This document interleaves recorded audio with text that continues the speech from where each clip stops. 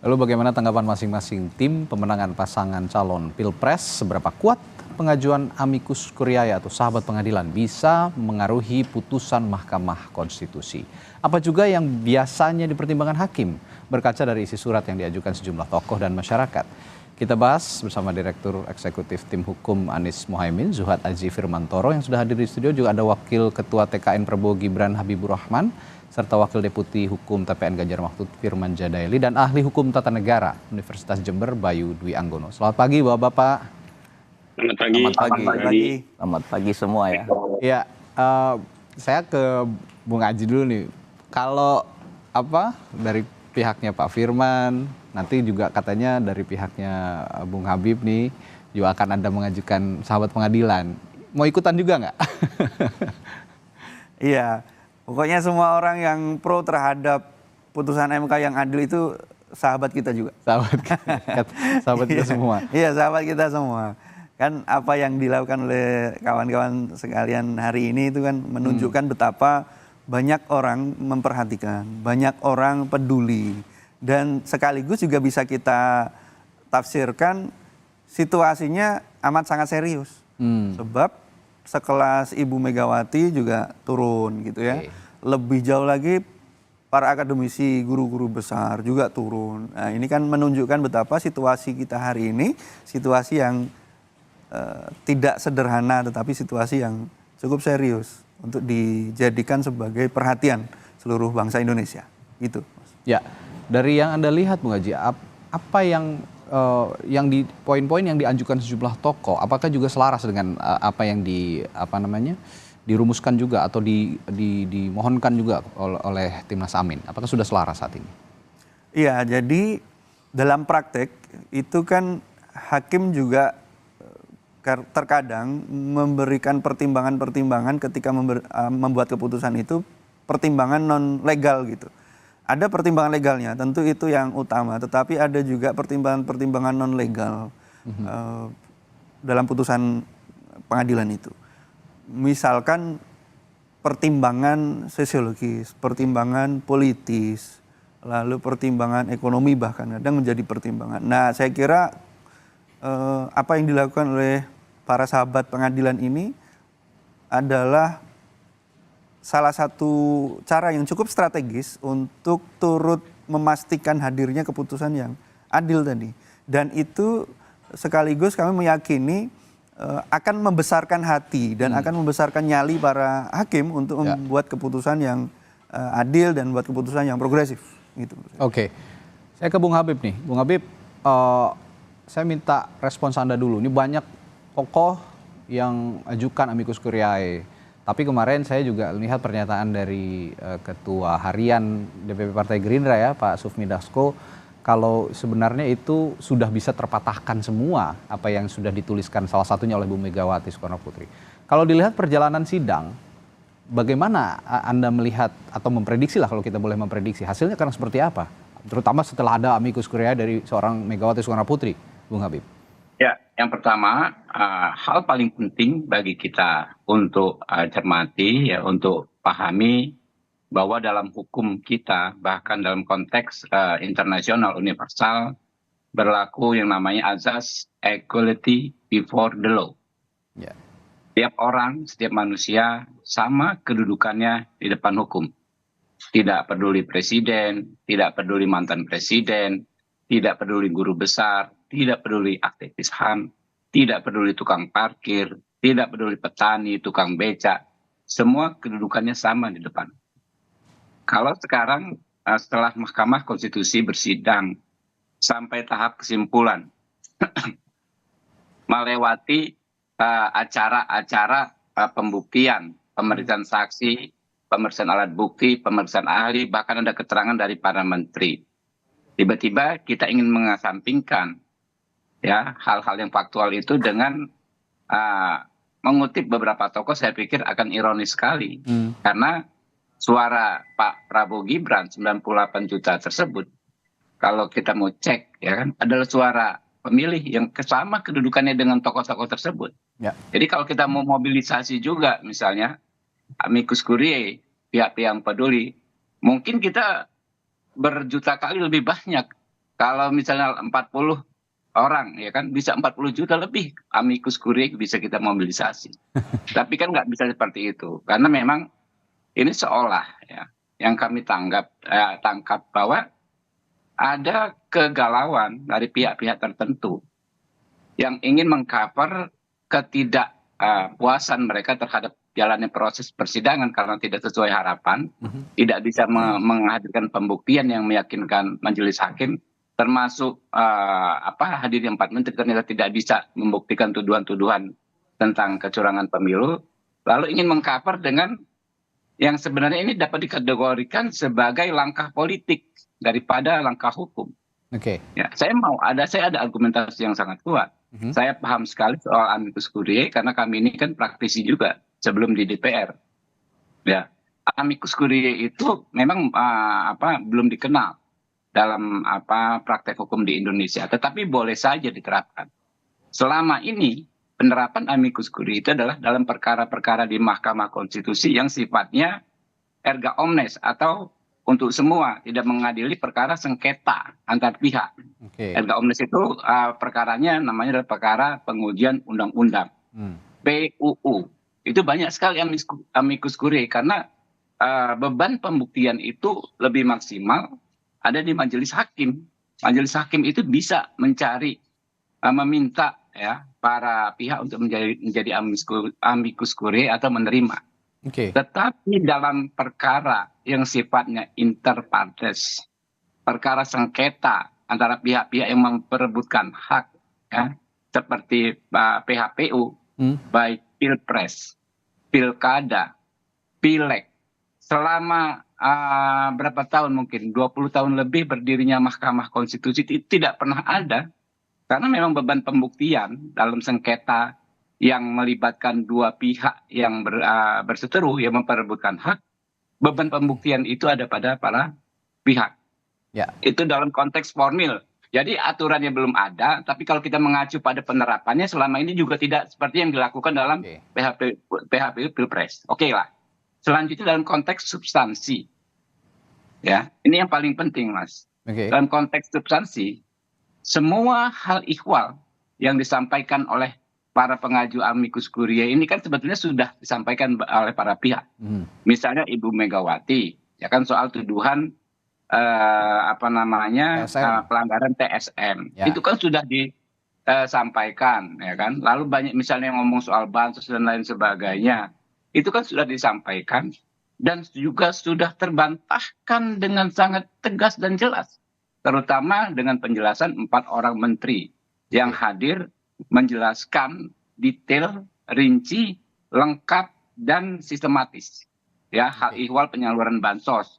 Kita tahu misalnya Sri Mulyani mengatakan tidak ada kaitannya penyusunan APBN terkait bansos dengan paslon. Karena timeline-nya selesai sebelum adanya paslon. Lalu Ibu Menteri Sosial, Ibu Tri Risma hari ini mengatakan pencairan bansos di awal tahun sudah terjadi jauh sebelum dirinya menjadi Menteri Sosial. Dan pemberian bansos itu berupa cash transfer ya, cash transfer. Ya. Bukan berbentuk barang yang bisa gampang diklaim oleh siapapun. Lalu kemudian juga Menteri Muhajir juga mengatakan ya kunjungan kerja Jokowi itu juga bukan hanya pemilu, tetapi memang pola kepemimpinan beliau. Yang paling penting adalah penjelasan Ibu Sri Mulyani. Nggak ada anomali dalam angka, anggaran, dan penyusunan, baik penyusunannya, metodenya, caranya maupun jumlahnya penyaluran bansos tahun ini. Kalau dibandingkan misalnya dengan 2019, pemilu 2019, bansos di 2018 itu 5,1 triliun. Tapi begitu 2019, 15,3 kalau nggak salah. Jadi sudah menjadi pola gitu maksudnya. Ya? Artinya itu semua saksi, semua menteri yang hadir memberikan keterangan yang berkesesuaian satu sama lain, ya, yang mementahkan tuduhan-tuduhan tersebut. Nah, kenapa amicus curiae ya baru muncul saat acara penyampaian kesimpulan? Nah, itu kan menjadi pertanyaan juga, ya kan? kenapa kalau memang ingin menyampaikan sikap ya sahabat-sahabat tidak pada awal ya persidangan ini. Baik. Kalau perlu bahkan bisa mengajukan diri untuk hadir. Oke. Karena amicus curiae kalau prakteknya di berbagai negara, majelis hakim bisa memanggil, bisa meminta keterangan, kan lebih baik lagi kalau seperti itu gitu loh. Baik. Ya. Ini saya akan minta Pak Firman juga untuk menjawab. Tadi ada pertanyaan dari Bung Habib, kenapa kok baru disampaikan pada saat momennya menyampaikan kesimpulan dari para pihak? Dan tadi Bung Habib mengatakan bahwa amicus curiae yang disampaikan oleh Bu Mega ini juga sebenarnya sudah sama ada yang di persidangan dan semua sudah terpatahkan. Respons Anda Pak Firman. Amicus curiae ini, jikalau kami melihat dari keseluruhan ekosistem pergerakan persidangan MK, maka sesungguhnya itu ada 3 tahapan ya yang kami ikuti, juga masyarakat bangsa negara memantau. Yang pertama adalah justru sebelum ada persidangan MK sudah banyak masyarakat dalam berbagai komponen baik perseorangan maupun komunitas yang menyampaikan. Itu bisa ditelusuri sedemikian rupa. Pada saat persidangan juga ada sejumlah elemen masyarakat yang menyampaikan. Kemudian juga menjelang ada putusan Mahkamah Konstitusi ada juga sejumlah kalangan yang menyampaikan. Masuk Ibu Mega. Jadi gitu ya. untuk itu maka tentu kita letakkan ini sebagai sebuah masukan serius, yaitu berdasarkan aspirasi masyarakat bangsa dan negara. Dan memang ruang itu dibuka oleh sistem konstitusi kita, sistem kehakiman kita. Tidak hanya berlaku di negara-negara yang lain, tapi sebetulnya juga di Indonesia sudah mulai diterapkan, berlaku, dan jadi udah biasa. Tapi sekali ini menjadi bermakna dan sangat luar biasa karena ada banyak ragam masyarakat yang menyampaikan, perguruan tinggi, universitas, cendekiawan, intelektual, akademisi, aktivis civil society, seniman budayawan, kaum perempuan, dan juga berbagai kalangan yang lain. Termasuk juga Ibu Megawati Soekarno Putri sebagai warga negara yang menyampaikan masukan pemikiran berdasarkan permenungan yang mendalam dalam rangka untuk kepentingan bangsa, masyarakat, dan negara. Kalau melihat narasi, kemudian substansi konstruksi, sikap pemikiran Ibu Mega baik dalam bentuk yang disampaikan sebagai opini di dalam media harian Kompas maupun surat resmi ke Mahkamah Konstitusi sebagai sahabat pengadilan, sesungguhnya itu sangat substansial. Tidak malah bersifat partisan kepentingan kelompok. Jikalau dilihat, maka untuk itu harus dipahami sebagai masukan dari masyarakat. Nah, untuk itu maka tentu kita maknai ini sebagai ruang bagi mahkamah untuk menggali keadilan dan kebenaran. Dan dari berbagai perspektif yang disampaikan oleh kalangan sahabat pengadilan, yang mereka sampaikan adalah sebetulnya tidak demi kepentingan kelompok. Karena berdasarkan aspirasi murni dengan pendekatan demokrasi dari bawah, maka mereka menyampaikan kepedulian mendalam terhadap masyarakat bangsa dan negara. Dalam hal ini bagaimana tetap ada penegakan konstitusi, kemudian juga penegakan demokrasi. Yang pertama adalah bahwa mereka meletakkan Mahkamah Konstitusi ini adalah sebuah badan peradilan, sebuah lembaga yang benar-benar tunggal yang menjaga mengawal konstitusi kita. Itu yang mereka sampaikan. Yang kedua adalah melihat, memetakan pemilu pilpres tidak sekedar pendekatan prosedural dan kuantitatif, nominal, tetapi ini adalah keadilan substansial. Yang ketiga yaitu bahwa jikalau ini dibiarkan maka kerusakan demokrasi, kemunduran demokrasi sebagai pelanggaran konstitusional juga itu bisa menjadi pelanggaran bagi bangsa, masyarakat, dan negara. Kebetulan aja kasusnya adalah dalam rangka pilpres. Nah, kami dari tim hukum prinsipal 03, Pak Ganjar, Pak Mahfud, sangat berkeyakinan betul, sangat berpengharapan bahwa putusan MK pada dasarnya menerima mengabulkan permohonan dan petitum yang kami sampaikan. Jikalau melihat beberapa hal. Yang pertama adalah ada banyak hakim mahkamah menyampaikan pertanyaan sebagai sebuah dialog dengan para saksi ahli, saksi fakta dengan para pihak, terutama dengan 03, demikian juga 03 dan juga termohon dan terkait. Dan itu sangat berkualitas persidangannya. Yang kedua adalah dengan mengundang pemberi keterangan. Dalam ini 4 menteri dan dari DKPP. Walaupun perintahnya disampaikan sangat normatif, makro, karena ada ikatan etik dengan sistem pemerintahan. Tetapi pesan moralnya adalah bahwa memang diundang Jadi ada titik masuk bagi hakim mahkamah untuk bisa menggali, untuk bisa mengembangkan apa yang menjadi aspirasi para pihak dan juga masyarakat bangsa dan negara. Dan yang ketiga adalah mahkamah juga sebetulnya mulai menyidangkan menyentuh pelanggaran TSM terstruktur, sistematis dan masif.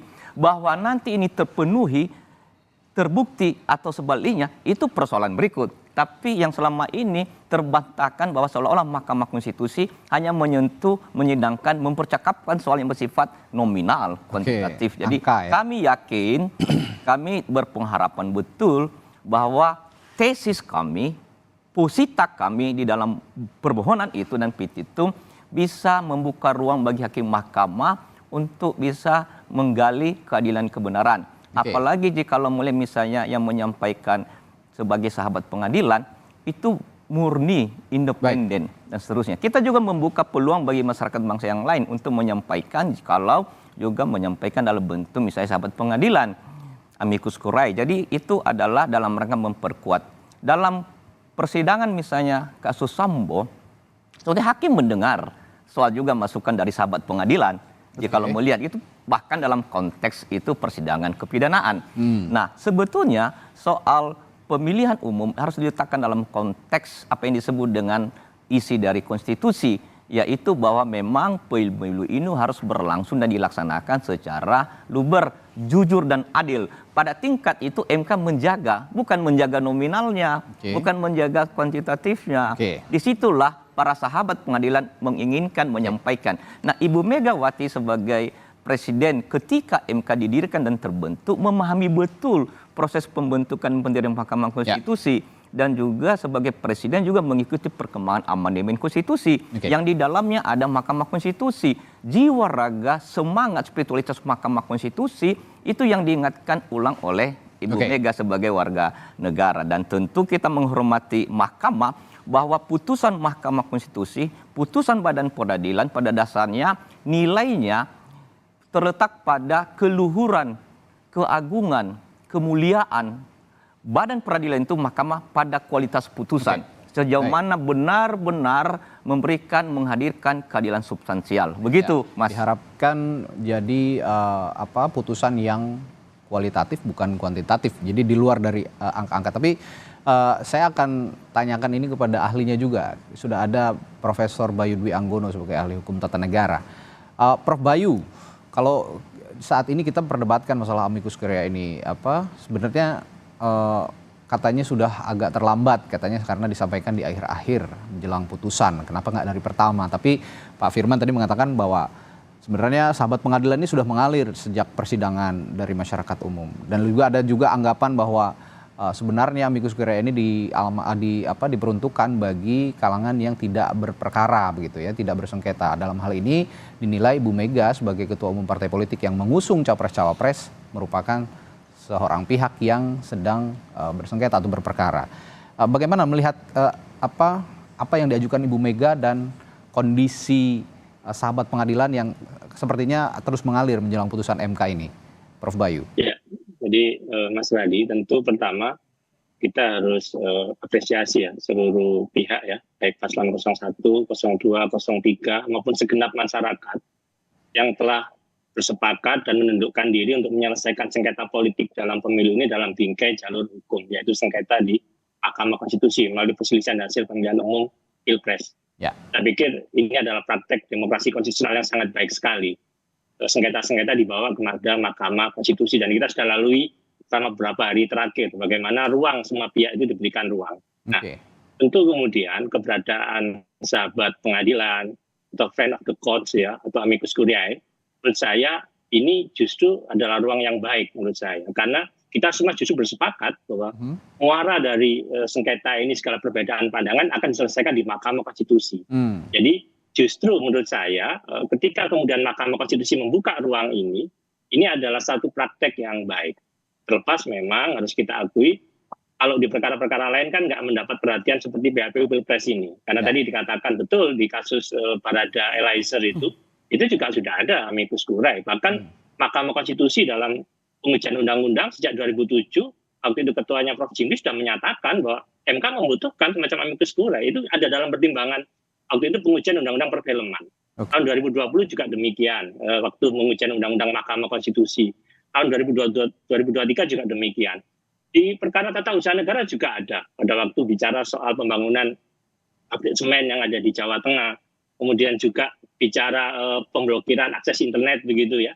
Artinya sebenarnya itu sudah praktek yang lumrah begitu. Nah, memang sekarang menjadi perhatian karena ini adalah perkara yang menjadi perhatian publik, yang semua orang tertuju ke sana, yaitu kemudian bicara PHPU Pilpres, di mana memang praktek sahabat pengadilan ini tumbuh kembang dalam sistem hukum kita tanpa ada aturan khusus. Nah, karena tanpa ada aturan khusus, maka sepenuhnya dikembalikan kepada pertimbangan hakim. Jadi berbeda dengan misalkan di Amerika Serikat. Di sana ada pasal 30 Supreme Court of Rule-nya ya, mengatur tentang bagaimana posisi amicus curiae, tentang keberadaannya, kedudukannya, bagaimana mengajukannya. Nah, kalau kita kan hanya menumpu pada undang-undang kekuasaan kehakiman yang di sana memang dijelaskan hakim ya dan hakim konstitusi nih. Hakim dan hakim konstitusi wajib menggali, mengikuti dan memahami nilai-nilai hukum dan rasa keadilan yang hidup dalam masyarakat. Sehingga keadilan yang hidup dalam masyarakat bukan sekedar di ruang pengadilan. Jadi apalagi ditambah dalam mengambil keputusan, kita itu kan mengenal pembuktian bukan pembuktian formil yang hanya berdasarkan pada alat bukti.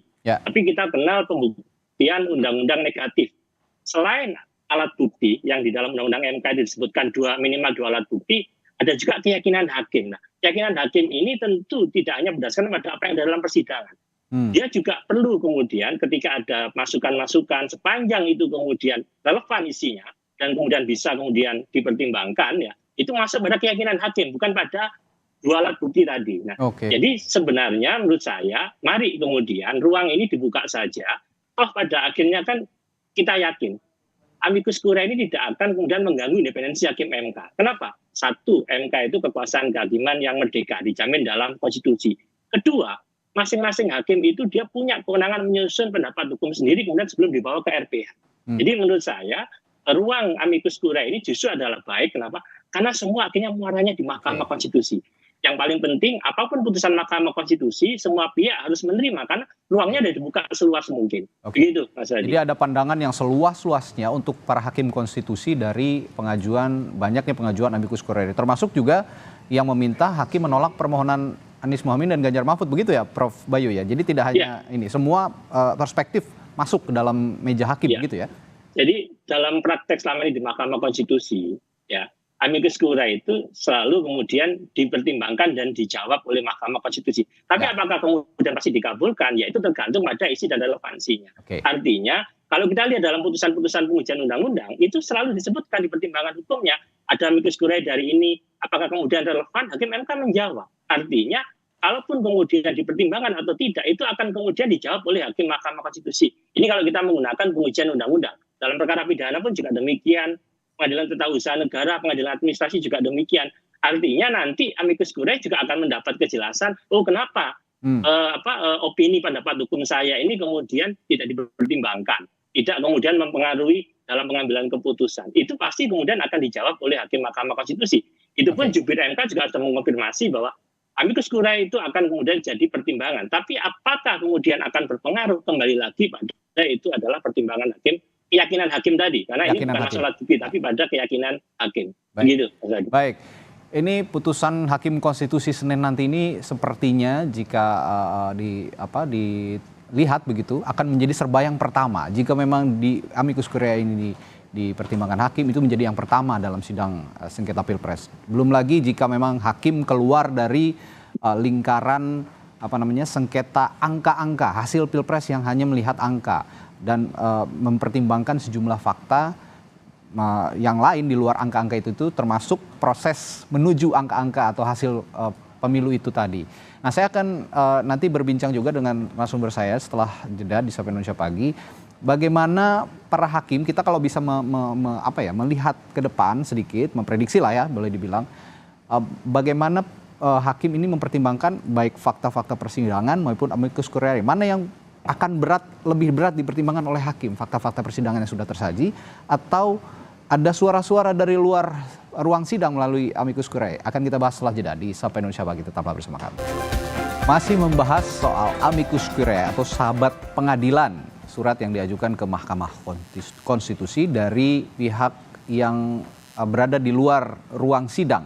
untuk sama-sama menyajikan berbagai perspektif untuk hakim konstitusi dalam mengambil putusan atau mengambil keputusan dalam sidang sengketa hasil Pilpres yang akan diputuskan hakim konstitusi pada 22 April pada Senin mendatang. Tadi saya bertanya kepada narasumber saya, apakah kalau dilihat aliran surat yang masuk ke hakim konstitusi soal sahabat pengadilan ini perspektifnya berbeda-beda, mulai dari mendukung adanya putusan yang mengabulkan permohonan, ada juga yang menolak permohonan. Nah, kalau saya tanya ke Bung Aji dulu, kalau Anda melihat kira-kira nanti hakim konstitusi ini bisa melihat bisa mengambil putusan ini, melihat saran-saran yang masuk melalui amicus curiae tadi dari luar, ataukah lebih kepada fakta-fakta persidangan yang ada di ruang sidang? Ya baik, tentu secara normatif hakim saya percaya akan banyak perhatiannya di fakta-fakta dalam persidangan. Oke. Tetapi apakah pendapat yang lahir dari luar ruang persidangan diabaikan begitu saja? Tentu tidak. Ya, Baik secara tetap akan teori didengar tadi gitu Prof. ya. Bayu mengatakan ada praktek soal itu dan juga dalam praktek di Indonesia juga terjadi. Nah, menurut saya begini Mas, saya pertama juga mau nanggap ini, tidak ada mobilisasi soal Amicus sahabat curiae ini. peradilan ini. Saya pastikan, terutama 01 gitu, nggak ada mobilisasi. Dan yang kedua, kenapa kita juga tidak melakukan mobilisasi? Logika di pengadilan itu kan bukan siapa yang paling banyak, tetapi ini kan Tetap ngomong ada soal benar yang benar dan yang salah. Mau yang menyatakan benar 5 berbanding 90 juta, ya tetap benar itu yang 5 itu. Gitu. Nah, dalam situasi yang demikian itulah sebenarnya pentingnya kita memberi dukungan kepada hakim, terutama hakim Mahkamah Konstitusi untuk berani menyatakan mana yang benar, mana yang salah. Oke. Dan tentunya sesuai dengan koridor atau kewenangan yang ada dalam dirinya, yaitu menjaga konstitusi. Baik. Nah, itu kan peran utama yang sebenarnya kita mohonkan hari ini. Oke. Makanya kalau kita baca, saya berulang kali bilang, permohonan kita itu kan sangatlah logis, tidak dilatar belakangi atas dendam dan sebagainya. Karena nyatanya kita tidak lalu memohon menangkan 01, kan enggak sebetulnya. Oke. Kita hanya ingin menyatakan, mohonkan kepada Mahkamah Konstitusi, kalau ada yang salah tolong disangsi, gitu toh. Nah, ini yang kemudian penting untuk dicatat sekali lagi, tidak ada mobilisasi.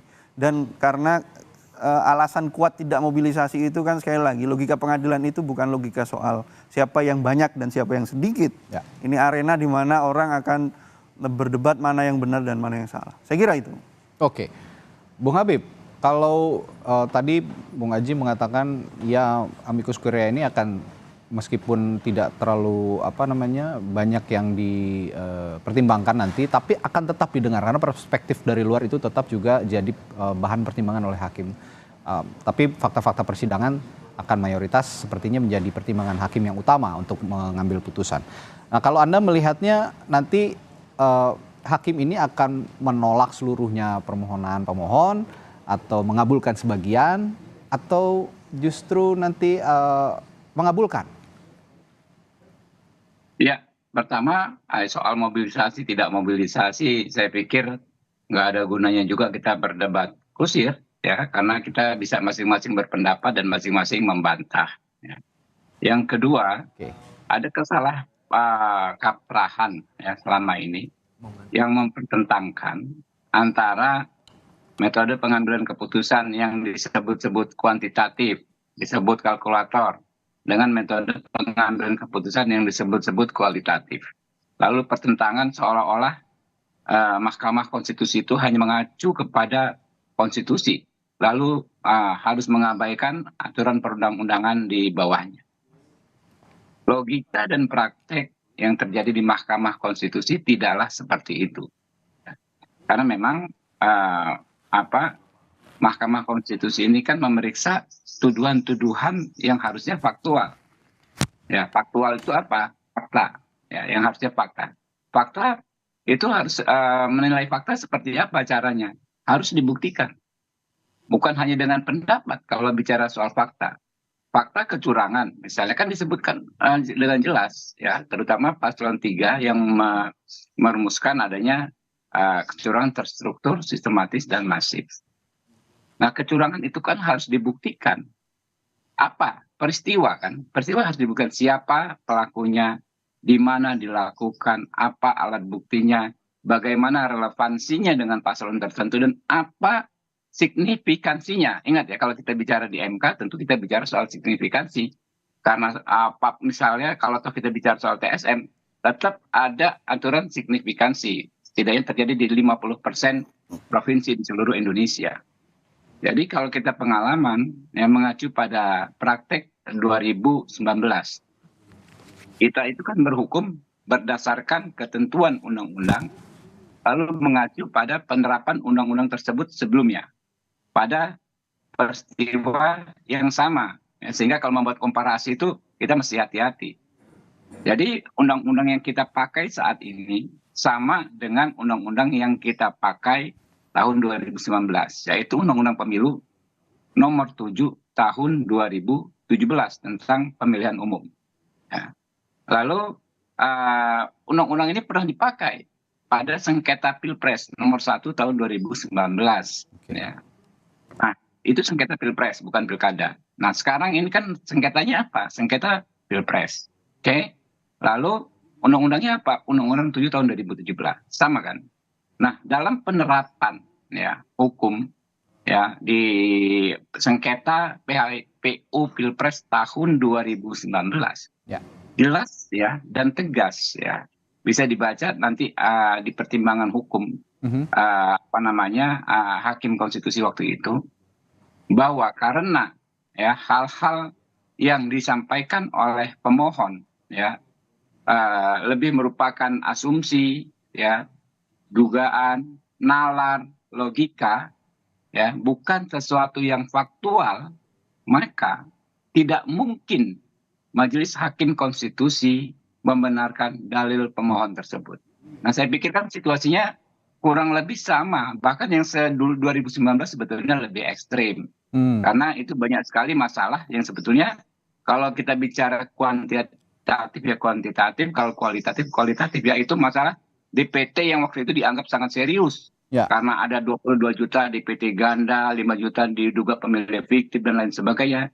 Kan itu kan antara kualitatif dan kuantitatif. Ya. Ternyata di 2019 ya, hal-hal tersebut memang tidak dipertimbangkan untuk membatalkan putusannya KPU oleh Mahkamah Konstitusi, karena pemohon dan dalam persidangan juga tidak terbukti tuduhan-tuduhan kecurangan yang faktual tersebut. Nah, jadi saya menanggapi Pak Bayu dan teman tadi ya, bahwa benar putusan Mahkamah Konstitusi itu bagus sekali. Semua putusan, hampir semua, bahkan saya katakan semua, termasuk PUU 90 juga.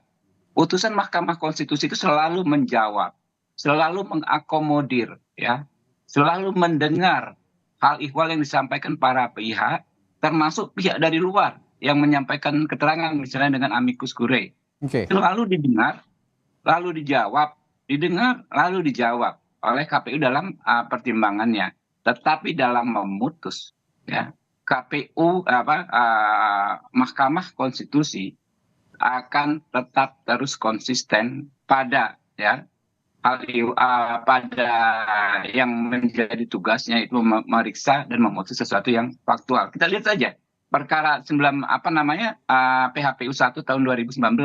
Kan banyak hal ihwal terkait TSM juga didalilkan. Kita ramai sidang di situ membahas hal ihwal TSM. Ya, banyak hal disampaikan, ahli kita diperiksa, didengar ya. Kemudian juga ada ahli-ahli dari pihak lain yang bukan hanya membahas soal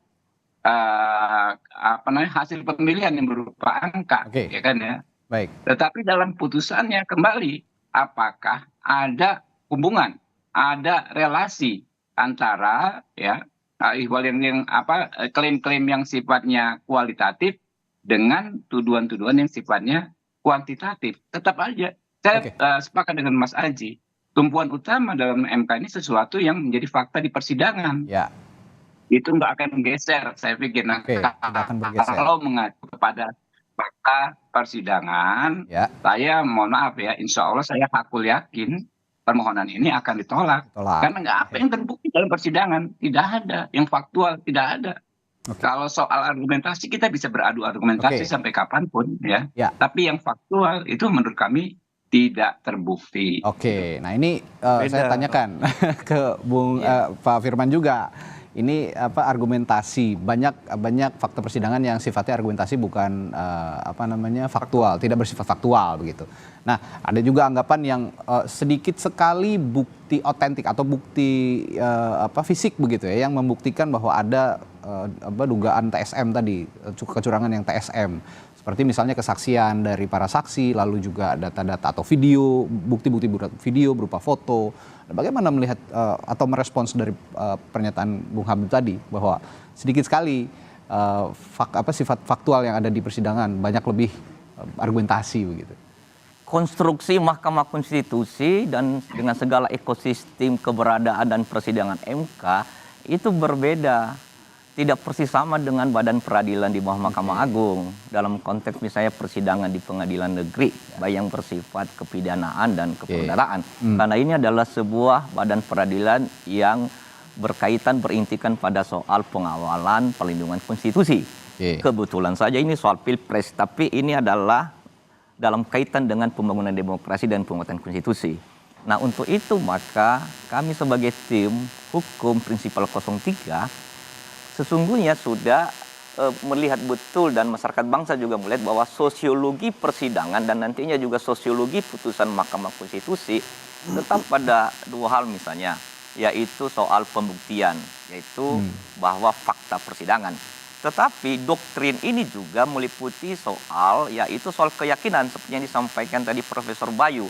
Dan ini doktrin di mana-mana di dunia ini dan di dalam persidangan, apalagi di level Mahkamah Konstitusi. Maka kami menangkap sesungguhnya Mahkamah Konstitusi membuka ruang bagi adanya keadilan dan kebenaran. Yaitu misalnya dengan membuka ruang bagi adanya kesimpulan yang ditampilkan oleh para pihak. Dan juga di dalam kesimpulan itu dihadirkan yaitu soal bukti tambahan. Kemudian dengan membuka ruang bagi misalnya sahabat pengadilan, amicus curiae. Dan itu adalah pertanda baik dan positif. Nah, untuk itu maka kami berkeyakinan betul, kami juga berpengharapan secara demokratik konstitusional bahwa putusan yaitu Mahkamah Konstitusi tentu bisa mendengar, mempertimbangkan apa yang menjadi basis posita permohonan kami dan juga petitum. Nah, ada beberapa petitum yang kami sampaikan, tapi minimal dua hal yang prinsipil yang sebetulnya ini saling berkaitan, berkesesuaian. Yang pertama adalah memohon kepada Mahkamah untuk mendiskualifikasi pasangan calon 02. Yang kedua adalah memohon kepada Mahkamah untuk memerintahkan KPU melaksanakan pemungutan suara ulang. Dan ini kami perkuat dengan basis permohonan dan juga sejumlah pendalilan dan pembuktian. Makanya kami menghadirkan saksi ahli, saksi fakta. Jikalau melihat Mas Radi misalnya soal komposisi, konfigurasi saksi ahli dan saksi fakta yang kami hadirkan, maka benar-benar itu mengkonfirmasi apa yang kami sampaikan dari awal sebagai premis dari tim kuasa hukum 03 bahwa memang ada pelanggaran substansial, ada pelanggaran terstruktur, sistematis dan masif. Kemudian yang kedua adalah ada pelanggaran prosedural dan kemudian kami sampaikan di kesimpulan dan juga ada beban pembuktian. Nah, untuk itu maka sesungguhnya secara permenungan yang mendalam, secara pemikiran strategis juga para sahabat pengadilan sudah menyampaikan itu. Yang misinya adalah tidak untuk kepentingan 03, 01 dan 02 bahkan, tapi beyond, melampaui apa yang menjadi kepentingan kelompok, tapi kepentingan bangsa dan negara. Kan bisa dilihat narasinya, bisa dilihat konstruksinya. Nah, untuk itu maka kami berkeyakinan betul karena ini Mahkamah Konstitusi tidak hanya dengan pendekatan dengan paradigma yang kuantitatif, tapi adalah sebuah mahkamah yang memang menampilkan juga soal keyakinan. Makanya dengan beberapa waktu terakhir, bagaimana menggali keadilan kebenaran, maka mahkamah membutuhkan sejumlah masukan. Selain juga fakta persidangan, pembuktian itu, tapi juga tentu diambil inisiatif oleh mahkamah melalui beberapa kalangan masyarakat dan bangsa negara untuk semakin menambah keyakinan. Kita ingat betul bahwa mahkamah dalam beberapa putusan juga mengambil inisiatif, tidak hanya dibebankan kepada para pemohon. Karena dalam beberapa putusan juga mahkamah dalam rangka untuk penguatan konstitusi maka mengambil inisiatif untuk malah memperkuat keyakinan. Oke. Bisa dilacak sedemikian rupa di dalam bentuk dokumentasi putusan Mahkamah Konstitusi. Sebetulnya di dalam persidangan MK melalui PHPU tahun 2019, sebenarnya Mahkamah juga sudah menyentuh, sudah menyidangkan yang berkaitan dengan pelanggaran TSM, terstruktur sistematik masif. Oke. Ada sejumlah pihak, ada sejumlah saksi, dan majelis juga yang mendialogkan itu. Tapi bahwa kemudian itu terpenuhi dan tidak terpenuhi, itu soal lain. Oke. Memang waktu 2019 tidak terpenuhi, tidak terbukti. Jadi instansi pelanggaran TSM itu menjadi bagian dari Mahkamah Konstitusi. Oke. Ada satu kemajuan, dan kali ini di dalam 2024, lagi-lagi Mahkamah Konstitusi semakin memaknai keberadaan MK untuk menjaga konstitusi, Oke. menegakkan demokrasi. Dan untuk itu maka tentu kita menunggu hari-hari berikut ini bahwa pada akhirnya keluhuran Mahkamah Konstitusi, keagungan putusan Mahkamah Konstitusi terletak pada sejauh mana penggalian keadilan kebenaran tanpa melihat kepentingan 03, 02, 01. Oke. Tapi benar-benar untuk mengisi, memaknai Indonesia kita ini. Oke. Sebagai negara Ya. proklamasi yang mengedepankan kepentingan rakyat, kedaulatan rakyat. Oke. Itulah inti dari proklamasi Saya negara nanggapi, Bang Indonesia. Habib. Ya, silakan singkat saja Bung Aji. Iya, Saya singkat. sebelum ke Prof Bayu nih. Ya, jadi saya menanggapi beberapa hal. Pertama soal hukum kita yang terus berkembang gitu. Oke. Kita tidak bisa menyamakan PHPU 2024 ini atau perselisihan hasil pemilu 2024 dengan 2019 meskipun undang-undangnya sama. Sebab ada begitu banyak perkembangan dari Undang-Undang 7 2017 yang salah satunya dilakukan oleh MK gitu ya. Oke. Misalkan putusan 90 itu kan bagian dari perkembangan Undang-Undang 7 2017 gitu. Dan itu juga kemudian kemudian terjadi juga pada soal penyamaan antara rezim pemilu dan pilkada. Kalau Bang Habib ngomong soal hati-hati membuat perumpamaan misalkan atau menganalogikan satu kasus. Enggak. Perumpamaan atau ketika kita berargumentasi soal diskualifikasi dengan mengangkat contoh kasus pilkada, itu juga bukan berangkat dari ruang kosong. Karena pada tahun 2022, putusan MK 85 itu sudah memasukkan kembali pilkada sebagai bagian dari rezim pemilu.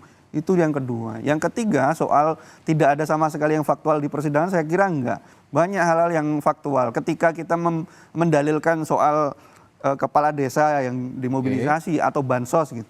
Itu kan kita juga menghadirkan faktanya. Tapi memang iya bagaimana 14 hari kerja untuk menyelesaikan persidangan, lalu jumlah saksi yang hanya 19, Oke. lalu diminta untuk menghadirkan saksi yang faktual sejumlah sekian ribu orang misalkan. Ya kan nggak mungkin. Nah, Oke. tetapi juga tidak bisa diabaikan begitu saja gitu loh mas saya. Ada saksi loh yang di proses persidangan itu kita ajukan dan itu faktual, Oke. menunjukkan fakta-fakta yang Ya. kita dalilkan gitu. Ya, oke. Saya boleh menanggapi ya? Ya. Saya menanggapi ya. Singkat Bung Habib. Ya. Silakan. Tentu ya. Sorry ya Pak Bayu. Ya, yang saya maksud adalah membandingkan pilkada dengan pilpres tidak bisa dilakukan karena undang-undangnya berbeda. Ya. Undang-undang Pemilu 7 tahun 2017 adalah undang-undang yang menurut saya sudah sangat lengkap, Oke. yang mendelegasikan penyelesaian persoalan tuduhan kecurangan sebagian besar ke Bawaslu. Sehingga memang sidang MK itu speedy trial 14 hari memang tidak diperuntukkan untuk memeriksa tuduhan-tuduhan kecurangan yang bersifat pelanggaran yang Oke. menjadi domain Bawaslu. Memang sudah seharusnya diselesaikan di Bawaslu. Nah, sehingga menurut saya berkali-kali katakan tidak tepat membandingkan undang-undang pemilu pilpres ya dengan pilkada yang undang-undangnya berbeda. Ya. Izin Jadi Bang Habib. kalau tadi dikatakan ya, nanti dulu dong, saya menanggapi dulu dong, ya kan soal misalnya kepala desa, berapapun banyaknya, kalau hal tersebut dengan taat azas ya diselesaikan melalui jalur yang benar, kamar yang benar, ya termasuk juga misalnya soal tuduhan ketidakabsahan Oke. Gibran sebagai cawapres. Ya. Itu kan ada yang namanya di buku keempat Undang-Undang Pemilu ya, di 469 ada yang namanya sengketa proses. Oke. Bisa dilakukan di situ dan memang harus dilakukan di situ. Nah, sayangnya Ya, ini bukan sengketa faktanya proses, kan, Bang. ya, hal tersebut kan nggak dilakukan gitu loh. Ini pelanggaran Tidak loh, ada Bang. satupun pengajuan sengketa proses, ya. Tapi ini Bagaimana pelanggaran, diatur Bang, di bukan sengketa pasal proses. 469 Undang-Undang sengketa proses. Kalau Bukan, terkait ini dengan pelanggaran, SK, Bang, kalau yang Gibran itu. kalau terkait dengan SK, Anda nggak perlu memaksakan pendapat Anda, ya. Saya nyampaikan aja pendapat saya, ya. Kalau Oke. terkait dengan SK yang berwujud SK KPU jelas di 469 itu sengketa proses, bukan pelanggaran. Nah, Oke. ini tidak dilakukan oleh apa namanya Baik. Karena masing-masing paslon ada 1 tafsirnya maupun nih. Karena 3. ya, Nah, sehingga ya kalau Anda mengandalkan penyelesaian dugaan pelanggaran yang begitu banyak dalam konteks dalam event speedy trial di Mahkamah Konstitusi, ya jelas-jelas memang salah kamar. Memang persidangan Mahkamah oke. Baik, Konstitusi Bung Habib. tidak dilakukan untuk mengakomodir hal tersebut. Ya. Tapi bukan berarti hukum kita tidak progresif. Justru hukum kita sangat progresif. Kenapa? Semua hal bisa diselesaikan oleh bukan hanya Mahkamah Konstitusi, oleh lembaga-lembaga lain. Oke, Iya. saya terakhir ke Prof. Bayu untuk memoderasi perdebatan kita pagi hari ini. Tadi ada yang mengatakan bahwa minim sekali fakta, hanya argumentasi begitu. Tapi di sisi lain juga ada yang dibilang Pak Firman tadi bahwa persidangan Mahkamah Konstitusi beda sekali dengan persidangan pengadilan-pengadilan yang berada di bawah Mahkamah Agung begitu, Pak, yang harus punya fakta otentik, bukti otentik untuk membuktikan sesuatu. Bagaimana Anda memoderasi ini, Prof. Bayu? Iya. Jadi ini salah satu tantangan besar yang akan dihadapi para negarawan hakim MK. Ya. Ini kan dua aliran yang benar-benar bertolak belakang ya, yang tadi disampaikan oleh Pak Aji dan Pak Habibur Rahman. Yang satu berpandangan MK punya kewenangan untuk menyelesaikan seluruh pelanggaran yang muncul dalam proses. Ya. Sementara Pak Habibur Rahman tentu dengan standing posisinya mengatakan bahwa itu semua sudah selesai di tahapan-tahapan sebelumnya karena undang-undang pemilu kita sudah lengkap mengatur itu. Nah, inilah tantangan terbesar yang akan diputuskan oleh hakim MK. Apakah kemudian akan berpandangan bahwa MK tidak punya kewenangan karena sudah diselesaikan di lembaga-lembaga sebelumnya, ataukah sebagai lembaga penjaga konstitusi misalkan MK kemudian akan menegakkan bahwa selama memang bisa dibuktikan di pengadilan maka segala bentuk pelanggaran itu MK perlu menjawab dan perlu memutuskan. Nah, ini yang saya pikir yang paling menarik dari putusan MK nanti, sejauh mana kemudian MK akan menentukan posisi itu. Meskipun pengalaman 2019, 2014 itu kan bisa dijadikan sebagai sebuah perbandingan. Tapi sekali lagi fakta di 2024 itu juga tentu punya karakteristik sendiri. Jadi maksud saya ingin saya mengatakan hakim tentu sesuai dengan tempusnya. Dia punya waktu bahwa ini Pilpres 2024. Nah, yang saya katakan begini, sejauh mana kemudian hakim akan memutuskan perkara ini kembali lagi pada teori pembuktian yang akan digunakan oleh hakim Mahkamah Konstitusi. Kan ada sekurang-kurangnya 3 tadi saya katakan. Satu yang hanya berdasarkan pada alat bukti, maka keyakinan hakim nggak dibutuhkan. Yang kedua, hanya berdasarkan pada keyakinan. Alat bukti seperti apapun, kalau hakimnya punya keyakinan lain, itu bisa kemudian dikesampingkan. Atau yang ketiga, yang ini dianut oleh sistem hukum kita, yaitu selain alat bukti yang sekurang-kurangnya telah ditentukan dalam undang-undang, juga ditambah keyakinan hakim. Nah, pasal 45 Undang-Undang Mahkamah Konstitusi kita itu jelas mengatakan, Mahkamah Konstitusi memutus perkara, semua perkara ya, itu berdasarkan Undang-Undang Dasar, sesuai dengan alat bukti dan keyakinan hakim. Jadi ada 3. Alat bukti dan keyakinan berdasarkan hakim. Undang-Undang Dasar, alat bukti dan keyakinan hakim. Nah, keyakinan hakim inilah yang kemudian yang bisa menjawab adalah hakim sendiri. Saya pikir semua pihak bisa mengatakan alat bukti itu paling kuat begitu ya. Tapi jangan lupa, selain alat bukti ada keyakinan hakim. Maka tadi saya katakan, posisi amicus curiae tadi, apakah kemudian dipertimbangkan atau tidak, itu lebih pada membangun keyakinan hakim, tapi tidak akan bisa masuk pada alat bukti. Karena alat bukti jelas, 7 alat bukti yang semua pihak sudah menyajikan, ratusan alat bukti yang sudah dibawa ya ke pengadilan, dan semua sudah menjawab itu. Memang kemudian sekarang dalam RPH hakim selain mengkualifikasi ya, mengidentifikasi dan alat bukti tadi yang sudah dibuktikan, kan sekarang saatnya adalah perenungan hakim soal keyakinan hakim tadi. Ini sekarang kuncinya adalah pada keyakinan hakim, karena alat bukti tadi semua sudah dibuka dalam persidangan. Sekarang ditambah bagaimana keyakinan hakim dalam menilai alat bukti tadi. Begitu, Mas Adi. Dan keyakinan hakim ini secara maraton terus diuji begitu dalam rapat permusyawaratan hakim yang maraton dilakukan dalam 1 pekan ini, bahkan sampai hari Minggu besok di hari libur bahkan Hakim Konstitusi juga masih melakukan rapat Ya, permusyawaratan dan hakim dan Mahkamah Konstitusi adalah Ya. pucuk dan puncak dari keseluruhan proses apa yang dia bilang oleh dalam konstitusi, yaitu 22E dan 24C. Ya. Baik, Firman. Jadi tidak terikat secara formal dengan badan-badan yang lain. Makanya misalnya para pemohon ada, terkait ada, dan juga itu termohon. Baik. Itu adalah dalam bagian yang menjadi putusan dari Mahkamah Baik. Konstitusi. Itu Baik. yang paling penting. Ya, ini kita nantikan bersama nanti hari Senin. Sedang diyakinkan semua berdiskusi, berdebat. Insya Allah, Saya yakin juga 8 kita hakim doakan konstitusi Mahkamah juga sedang berdebat untuk istiqomah. menyampaikan Amin. kumpulannya, Saya amini Bang Habib ini. Terima Istiqomah. kasih narasumber kami Adil pada dia, Bang. pagi hari ini. Ada Bung Habibur Rahman dari TKN Prabowo Gibran, ada Bung Zuhad Aji Firmantoro dari Wakil Ketua Profesor Bayu, atau Direktur Tim Eksekutif Anies Mohaimin, dan juga Pak Firman Mas Habib. Jayadeli dari TPN Ya. Ganjar Mahfud, dan Profesor Bayu. Nanti juga kita akan berbincang di hari Senin, lebih seru nih Profesor Bayu.